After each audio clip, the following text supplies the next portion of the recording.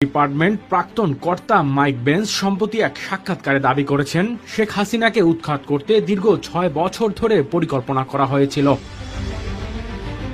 তিনি জানান, মার্কিন যুক্তরাষ্ট্র শেখ হাসিনাকে পছন্দ করত না এবং তার ৩ বারের জয়েও খুশি ছিল না, কারণ তার নীতি মার্কিন স্বার্থের সঙ্গে মিল ছিল না।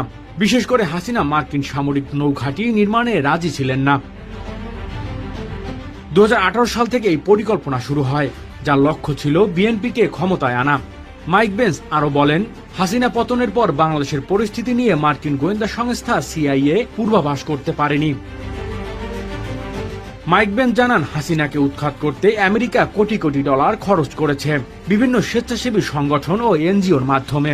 এই প্রকল্পের অংশ হিসেবে সুশীল সমাজ, সাংবাদিক, ইউটিউবার, ব্লগারদের মাধ্যমে জনগণের মাঝে ক্ষোভ সৃষ্টি করা হয়। সমাজের মাধ্যমে শেখ হাসিনা এবং আওয়ামী লীগ সম্পর্কে ক্ষোভ বিদ্বেষ তৈরি করা হয় উদ্দেশ্য প্রণোদিতভাবে। আর তারপর একদম শেষ দফায় পথে নামানো হয় বৈষম্য বিরোধী ছাত্র জনতার আড়ালে কট্টরপন্থী জামাতকে।